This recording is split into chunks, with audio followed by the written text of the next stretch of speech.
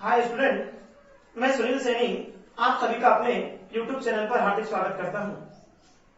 आज की इस क्लास में हम स्टडी करेंगे कूलाम के नियम के बारे में। आज के इस क्लास में हम कूलाम के नियम तथा कूलाम के नियम का सदिश निरूपण पढ़ेंगे। तो देखो, हम पढ़ते हैं कूलाम का नियम कि कूलाम का नियम क्या होता है कि वैज्ञानिक कूलाम ने दो स्थिर बिंदुवत आवेश दिए, दो स्थिर बिंदुवत आवेश Q1 लिया Q, जो कि एक दूसरे से स्मॉल r दूरी पर स्थित हैं, जो कि एक दूसरे से कितनी दूरी पर स्थित हैं? स्मॉल r दूरी पर। तो उनके मध्य लगने वाला बल किसके नियम से ज्ञात करते हैं? कूलाम के नियम की सहायता से ज्ञात करते हैं। देखो, वैज्ञानिक कूलाम ने क्या नियम दिया कि इस नियम के अनुसार किन्हीं दो स्थिर बिंदुवत आवेशों के मध्य, इस नियम के अनुसार किन्हीं दो स्थिर बिंदुवत आवेशों के मध्य लगने वाला आकर्षण या प्रतिकर्षण बल, लगने वाला आकर्षण या प्रतिकर्षण बल, जिसे हम कहते हैं स्थिर वैद्युत बल, उन दोनों आवेशों के परिमाण के गुणनफल के कैसे होता है? समानुपाती होता है। उन दोनों आवेशों के परिमाण के गुणनफल के कैसे होता है? समानुपाती, तथा उनके मध्य की दूरी के वर्ग के व्युत्क्रमानुपाती होता है, जिसे हम कूलाम का नियम कहते हैं। यानी वैज्ञानिक कूलाम ने दो स्थिर बिंदुवत आवेशों के मध्य लगने वाले आकर्षण बल या प्रतिकर्षण बल के लिए नियम दिया, क्योंकि दो आवेश हैं, उनके मध्य या तो आकर्षण बल लग सकता है या कैसा बल लग सकता है? प्रतिकर्षण, जो कि दोनों आवेश कैसे होते हैं? स्थिर और बिंदुवत। तो देखो, इसकी परिभाषा क्या बनती है कूलाम के नियम की कि इस नियम के अनुसार किन्हीं दो स्थिर बिंदुवत आवेशों के मध्य, इस नियम के अनुसार किन्हीं दो स्थिर बिंदुवत आवेशों के मध्य लगने वाला आकर्षण या प्रतिकर्षण बल, ब्रैकेट में देंगे स्थिर वैद्युत बल, उन दोनों आवेशों के परिमाण के गुणनफल के समानुपाती होता है तथा उनके मध्य की दूरी के वर्ग के व्युत्क्रमानुपाती होता है, जिसे हम कूलाम का नियम कहते हैं। तो कूलाम के नियम के अकॉर्डिंग क्या हुआ? F समानुपाती mode of Q1 mode of Q2 upon कितना हो गया? R square. हम जानते हैं समानुपाती बढ़ाते हैं कि नियतांक आता है, यहाँ पर नियतांक आता है K, तो फॉर्मूला क्या हो गया? F equal to K Q1 Q2 upon R square. ये हो गया कूलाम के नियम से स्थिर वैद्युत बल का फॉर्मूला या आकर्षण या प्रतिकर्षण बल का फॉर्मूला। जहां K क्या है? एक समानुपाती नियतांक है, जिसे हम स्थिर वैद्युत बल नियतांक कहते हैं, स्थिर वैद्युत बल नियतांक कहते हैं, है ना। K क्या है? समानुपाती नियतांक है, जिसे क्या कहते हैं? हम स्थिर वैद्युत बल नियतांक कहते हैं। एक चीज और याद रखनी है यहाँ पर हमें, वो क्या है? किस कूलाम के नियम में जो स्थिर वैद्युत बल होता है उसकी दिशा क्या होती है? तो ध्यान रखना, बल की दिशा क्या होती है? दोनों आवेशों को मिलाने वाली दूरी के अनुदिश होती है, मिलाने वाली दूरी के अनुदिश होती है। यानी कूलाम नियम में जो स्थिर वैद्युत बल होता है उसकी दिशा क्या होती है? दोनों आवेशों को मिलाने वाली दूरी के अनुदिश, यानी दोनों आवेशों को जिस दूरी से मिलाएंगे उसके अनुदिश क्या होती है? स्थिर वैद्युत बल की दिशा या कूलाम बल की दिशा होती है।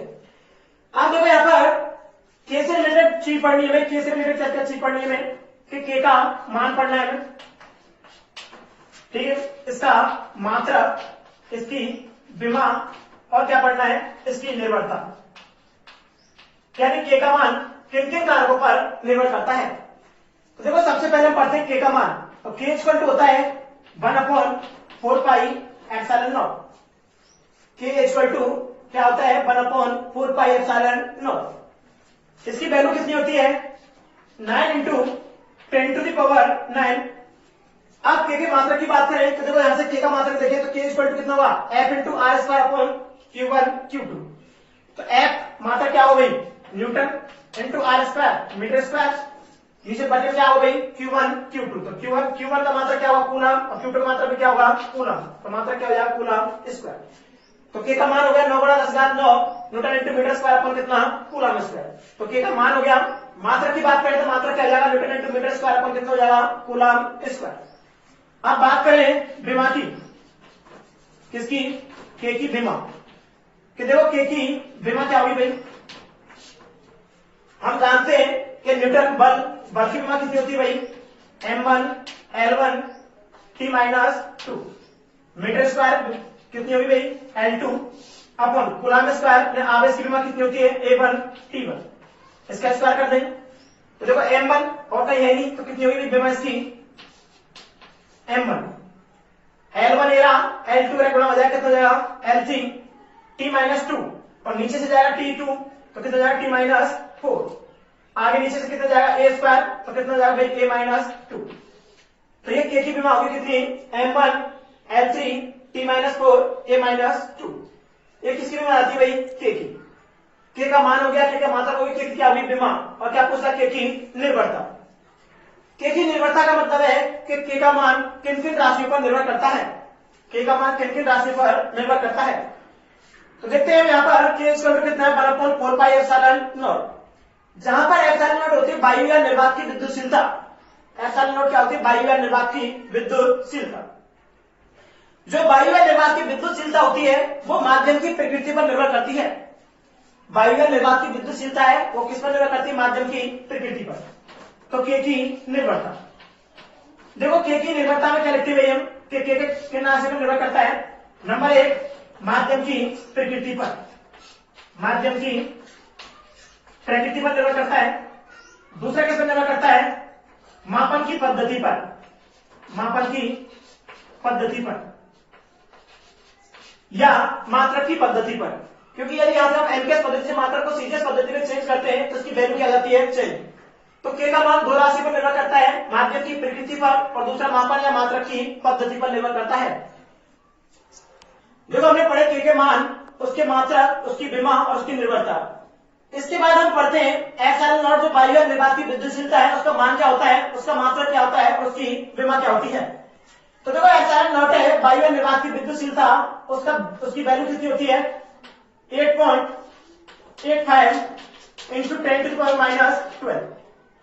इसका मात्रक क्या होता है coulomb square upon newton into metre square. इसका मात्रक क्या होता है भाई coulomb square upon newton into metre square. अब बात करें इसके मात्रक की, तो मात्रक क्या होगा एप्सिलॉन नॉट का coulomb square upon newton into कितना जाता है मीटर स्क्वायर। अब बात करें विमा की, तो विमा, तो देखो यहाँ पर जो एप्सिलॉन नॉट का मात्रक होता है coulomb square upon newton into metre square, वो क्या होता है जो K का मात्रक होता है उसका क्या होता है उल्टा होता है। तो अभी हमने पढ़ी थी K की विमा, कि K की विमा क्या थी भाई N1 कितनी थी अपने पास L3 T-4 और कितनी थी A-2। इसका क्या कर देते हैं उल्टा, क्योंकि मात्रक उल्टा हो रहा है तो विमा भी क्या जाएगी उल्टी। इसका मतलब क्या है जो वैल्यू प्लस में है उसको माइनस में कर दो, माइनस वाली वैल्यू किस में कर देते हैं प्लस में। तो इसकी विमा कितनी जाएगी एप्सिलॉन नॉट की M-1 L-3 T4 और कितनी आती है A2। ये किसकी विमा आती है एप्सिलॉन नॉट। हमने पढ़े एप्सिलॉन नॉट का मान हो गया, ये उसका मात्रक हो गया, क्या हो गया विमा। तो हमने ये कूलम्ब का नियम था। अब देखो इसके बाद हम देखते हैं कि कूलम्ब का नियम यानी वायु या निर्वात में दो आवेश स्थित हैं, किसमें भाई वायु या निर्वात। वायु या निर्वात में दो आवेशों के मध्य बल, दो आवेशों के मध्य बल। देखो वायु या निर्वात में दो आवेशों के मध्य स्थिर विद्युत बल कितना होता है भाई F बराबर K के लिए कितना देते हैं 1/4 पाई एप्सिलॉन नॉट और कितना होता है Q1 Q2 पर कितना R स्क्वायर। इसको देते समीकरण नंबर 1। ये हो जाता है वायु या निर्वात में दो आवेशों के मध्य चले जाए उनके पास बल। अब निकालते हैं यदि कोई माध्यम में से दो आवेशों के मध्य तब बल कितना होगा, तो यदि भाई माध्यम में स्थिर विद्युत बल, देखो माध्यम में स्थिर विद्युत बल है, माध्यम में दो आवेशों के मध्य बल क्या होता है उसको व्यक्त करते हैं FM से, यानी मीडियम हो गया माध्यम, इसने किसी व्यक्त कर दिया FM से। इक्वल होता है 1/4 पाई एप्सिलॉन M। क्या हो गया नॉट की जगह कितना कर दिया M माध्यम आ गया और क्या होगा भाई Q1 Q2 अपन कितना R स्क्वायर। एक चीज हम जानते भाई परावैद्युतांक पढ़ा हमने, परावैद्युतांक। देखो परावैद्युतांक क्या होता है, यह आपेक्षिक विद्युतशीलता होती है एप्सिलॉन R। इसका तो फॉर्मूला क्या होता है epsilon M upon epsilon not. हमने पढ़ा परावैद्युतांक एप्सिलॉन R इक्वल टू क्या होता है epsilon M upon epsilon not, यानी किसी माध्यम में विद्युतशीलता तथा वायु या निर्वात की विद्युतशीलता के अनुपात को क्या कहते हैं, हम परावैद्युतांक कहते हैं। यहां से यदि हम एप्सिलॉन एम की वैल्यू निकालते हैं तो कितनी हो जाएगी भाई, एप्सिलॉन नॉट एप्सिलॉन आर। ये वैल्यू पुट करते हैं इसके अंदर तो देखो एफ एम इक्वल टू कितना हो जाएगा भाई, 1/4 pi epsilon naught epsilon r Q1 Q2 upon r square. इसको देखते हैं समीकरण नंबर कितना, 2। समीकरण 1 और 2 से देखते हैं कि समीकरण 2 में क्या है, F m equal to 1/4 pi epsilon naught epsilon r Q1 Q2 upon r square. तो इसमें 1/4 pi epsilon naught Q1 Q2 upon r square जब कर देते हैं एफ, तो लिखिए समीकरण कैसे भाई, 1/2 से।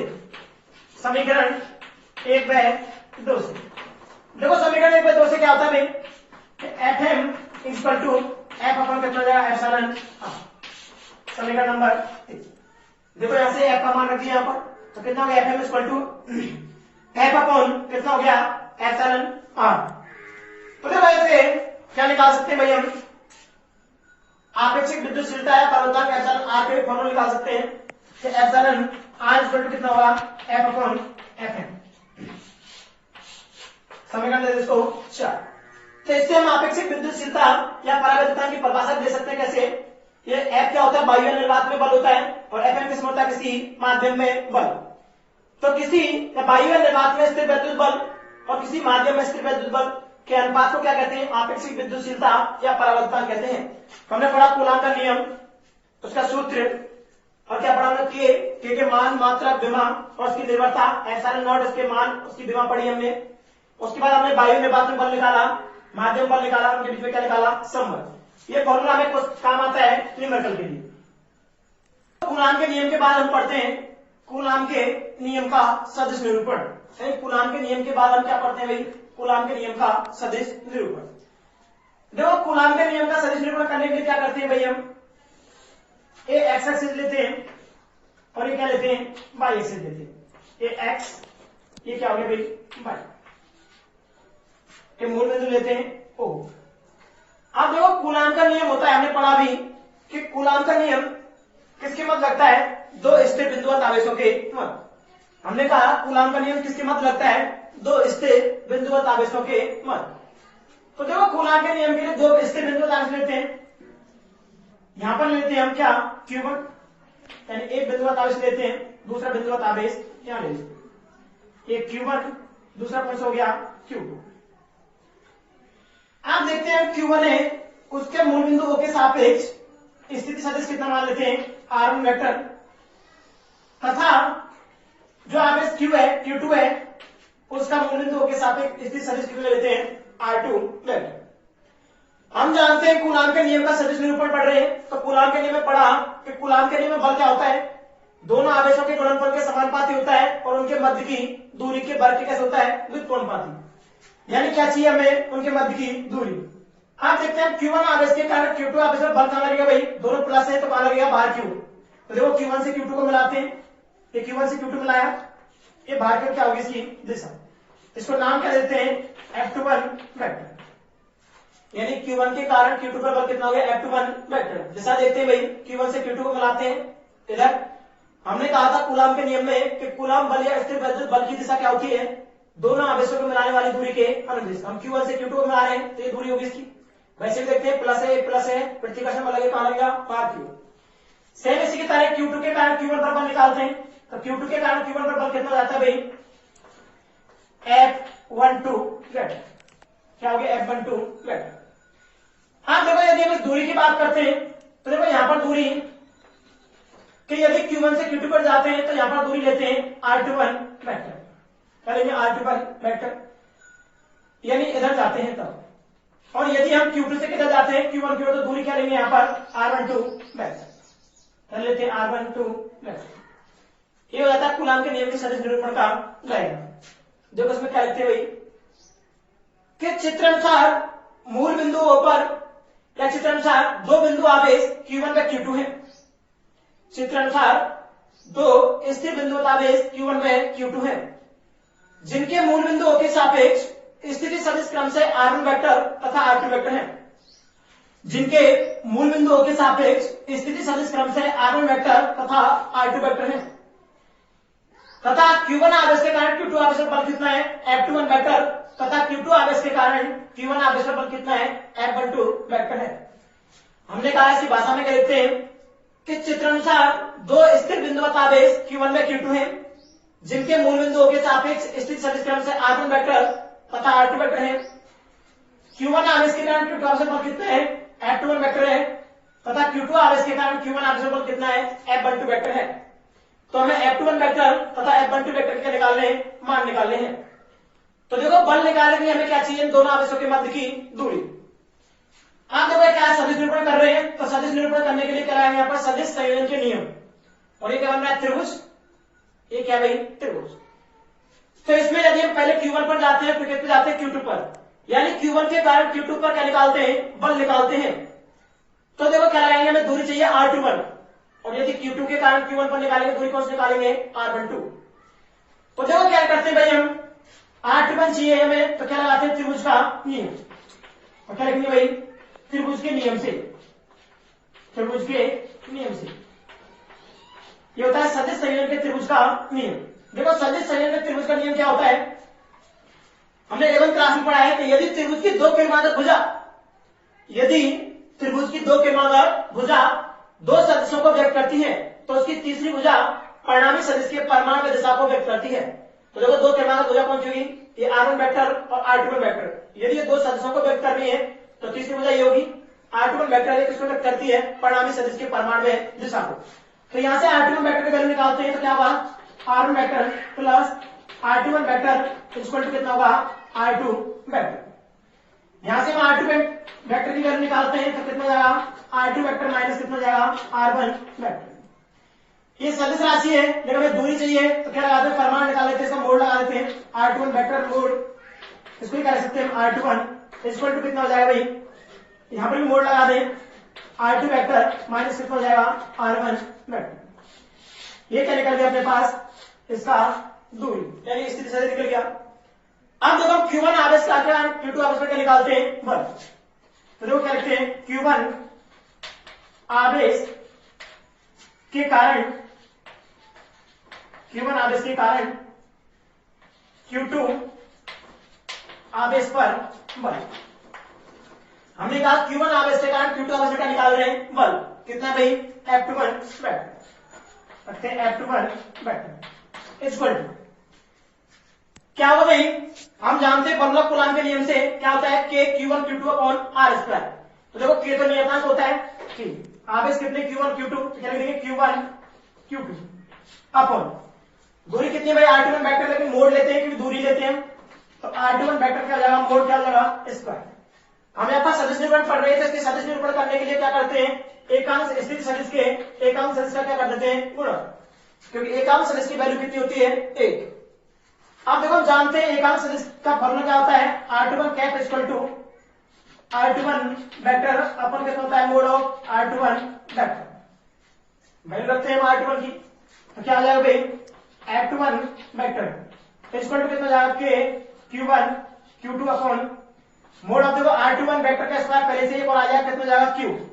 तो मोड ऑफ R21 वेक्टर का क्या जाएगा, Q, और क्या जाएगा भाई, R21 वेक्टर। अपने पास देखो R21 वेक्टर की वैल्यू है और मोड ऑफ R21 वेक्टर की वैल्यू है, इन दोनों की वैल्यू रख देते हैं, नहीं देखते हमारे पास नहीं, क्या इसको समीकरण देते हैं 1, देखिए समीकरण 1 से मान रखेंगे, समीकरण 1 से मान रखेंगे।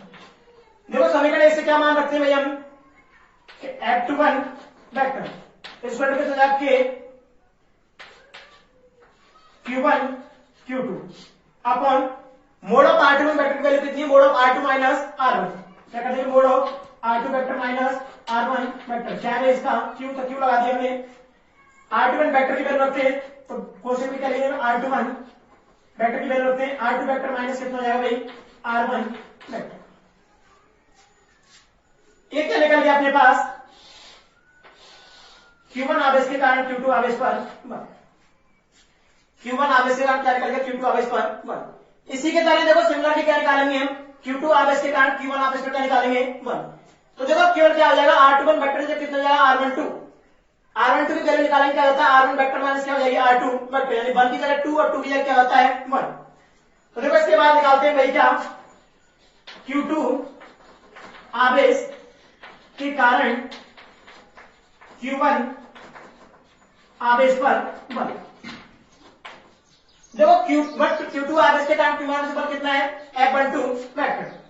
तो क्या हो जाएगा भाई, F12 vector equal to K Q1 Q2 upon कितना जाएगा भाई, mod of R1 vector minus R2 vector का क्या हो जाएगा Q, और क्या हो जाएगा R1 vector minus R2 vector. समीकरण कितना दे इसको, 3। समीकरण कितना हो गया भाई, 3। अब देखो समीकरण 2 से और 3 से यदि समीकरण 2 में माइनस का गुणा कर देते हैं तो क्या हो जाएगा, यहाँ पर R2 वेक्टर माइनस कितना हो जाएगा R1 वेक्टर। तो क्या लिखेंगे भाई, समीकरण 2 में 3 से। देखो समीकरण 2 में 3 से क्या हो जाएगा, F21 वेक्टर बराबर कितना होगा, माइनस के F12 वेक्टर। समीकरण कितना हो गया भाई, चलो देखो सर भाई, हम कूलाम के नियम का सदिश निरूपण पढ़ रहे थे, तो उसके लिए हमने दो स्थिर बिंदु आज लिखे Q1 और Q2, जिनके मूल बिंदुओं के सापेक्ष स्थिर सदिश माने में R1 vector R2 vector, Q1 आवेश के कारण Q2 आवेश बल कितना था F21 वेक्टर, तथा Q2 के कारण Q1 पर बल कितना था F12 वेक्टर। तो हमें दूरी निकालेंगे, क्या लगाया, त्रिभुज का नियम। ये त्रिभुज का नियम लगाया कि हमने कहा है दो किनार भुजाएं हैं, यदि दो सदिशों को व्यक्त करती है तीसरी भुजा किसको व्यक्त करेगी, परिणामी सदिश के परिमाणीय दिशा को। तो हमने लिखा त्रिभुज के नियम से R1 vector plus R21 vector equal to कितना हो गया R2 वेक्टर। हमें दूरी चाहिए थी R2 वेक्टर की, तो R2 वेक्टर इक्वल टू कितना हो गया R2 vector minus R1 vector. यहां से हमने इसकी दूरी निकालेंगे, इसका परिमाण निकाला, क्योंकि दूरी अदिश राशि है तो मोड लगा दिया हमने। तो mod of R21 vector equal to कितना हो गया R21, इसको R21 लिख सकते हैं इक्वल टू, इधर क्या लगा दिया हमने मोड। इसको समीकरण नंबर दे देता हमने 1। Q1 आवेश के कारण Q2 आवेश वेक्टर निकाल रहे हैं बल। सबसे पहले हम Q1 आवेश के कारण Q2 आवेश वेक्टर निकाल रहे हैं बल। तो हम जानते हैं कूलाम के नियम से कि बल का फॉर्मूला क्या होता है, F equal to K Q1 Q2 upon R square. तो देखो Q1 के कारण Q2 पर बल कितना है F21 इक्वल टू, हम जानते हैं कि Q1 Q2, क्योंकि आवेश दोनों Q1 Q2 ही है, तो क्या फॉर्मूला होगा K Q1 Q2 अपन R स्क्वायर होता है, दूरी कितनी है R21, मोड लगा दिया मोड ऑफ R21 वेक्टर क्या हो गया स्क्वायर। सदिश निरूपण कर रहे हैं इसलिए क्या लगा दी, इसका एकांक सदिश कितना लगा दी R21 कैप। हम जानते हैं एकांक सदिश का फलन होता है सदिश बटे परिमाण। तो R21 कैप इक्वल टू कितना हो गया R21 वेक्टर अपन कितना हो गया मोड ऑफ R21। यहां से हमने R21 कैप की वैल्यू रख दी, ये फॉर्मूला आगे अपने पास स्क्वायर पहले से एक और आगे मोड कितना हो गया Q। अपने पास मोड ऑफ R21 वेक्टर की वैल्यू भी है और R21 वेक्टर की वैल्यू भी है, तो वैल्यू रख दी समीकरण 1 से। तो फॉर्मूला आगे अपने पास F21 equal to K Q1 Q2 upon mod of R2 vector minus R1 vector, क्या हो गया Q R2 वेक्टर माइनस कितना आ गया R1 वेक्टर। अब देखो जैसे हमने Q1 के कारण Q2 पर निकाला, सिमिलरली यानी समान रूप से क्या निकाल लेते हैं भाई, Q2 आवेश के कारण Q1 आवेश का निकाल लेते हैं बल। तो देखो क्या कर देंगे, Q2 के कारण